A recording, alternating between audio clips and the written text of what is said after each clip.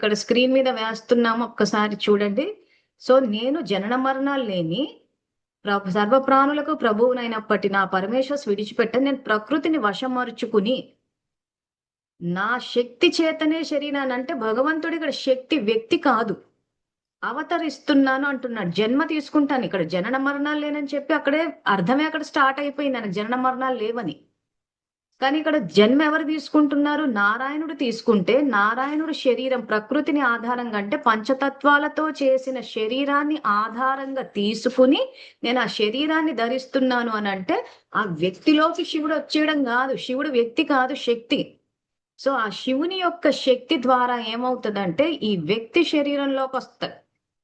ఏదైతే ఈ కల్కి భగవానుడు అని చెప్తున్నామో, మనం ఏదైతే శాస్త్రాల్లో తెలుసుకున్నామో నారాయణుడి యొక్క దశావతారాలు అని చెప్పి, సో నారాయణుడు జన్మ తీసుకుంటాడు.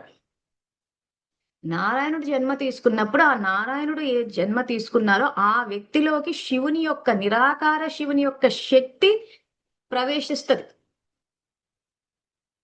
ఆ ప్రవేశించినప్పుడు ఆ శక్తి ద్వారా ఏమవుతుందంటే అతను ధర్మస్థాపన చేస్తాడంటే పరధర్మంలో ఉన్న ఆత్మల్ని స్వధర్మంలోకి తీసుకొస్తాడు.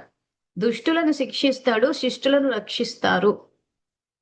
సో మనకు భగవద్గీతలోని 4వ అధ్యాయం 6వ శ్లోకము, తర్వాత ఈ భవిష్యమాలిక పురాణము, తర్వాత మా భాగవతం యొక్క దశావతారాలు, ఇవన్నీ మనకు తెలిసిన విషయాలే కాబట్టి వీటిని అన్నిటిని కలిపి చదువుకుంటే మనకు కరెక్ట్ ఆన్సర్ వస్తుంది. సో భగవద్గీత ఇంతకు ఎవరు చెప్పారు అని అంటే నిరాకార శివ పరమాత్మ నారాయణుని ఆధారంగా తీసుకుని ఆయన ద్వారా ఈ జ్ఞానం బయటకు వస్తుంది. దాన్నే భగవద్గీతలో ఏమంటే శ్రీకృష్ణుడు తెలియజేశారు అన్నట్టు చెప్పారు. సో నిరాకారు డైరెక్ట్ గా సంకల్ప స్థాయిలో మనకి చెప్పలేరా అంటే చెప్పగలరు, కానీ మనం క్యాచ్ చేయలేము. ఎందుకు క్యాచ్ చేయలేము అంటే మన ఆలోచనలని మనం క్యాచ్ చేయలేకపోతాం. మన ఆలోచనలు అసలు ఈ రోజు ఒక సమస్య అంటూ వచ్చింది అని అంటే అది మనం చేయడం వల్లే వస్తుంది. అందుకే పాత ఎపిసోడ్లలో శిశుపాలుడు గురించి చెప్పాము.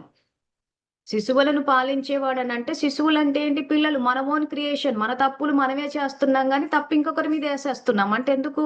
మన ఆలోచనలని మనం క్యాచ్ చేయలేకపోతున్నాం. మనమే నిర్ణయం తీసుకున్నాం అన్న విషయాన్ని మనం ఒప్పుకోవట్లేదు. అవతల వాళ్ళు మమ్మల్ని ప్రేరేపించారు, అవతల వాళ్ళు మమ్మల్ని భయపెట్టారు కాబట్టి మేము భయపడ్డాము అని అంటే మనలో లోపల స్టాక్ ఉంది, భయం అన్నది. అది ఉంది కాబట్టి భయపడ్డాం. మనం గనక నిరాకారుడికి కనెక్ట్ అయ్యి ఆ దేహం అన్న స్థితి నుంచి ఆత్మ అన్న స్థితికి వస్తే భయం పోతుంది. భయం ఎందుకు వస్తుంది? నాకేమవుతుంది, నా వాళ్ళకి ఏమవుతుంది, నేను సంపాదించుకున్నది ఏమవుతుంది, ఇదే మన భయానికి కారణం.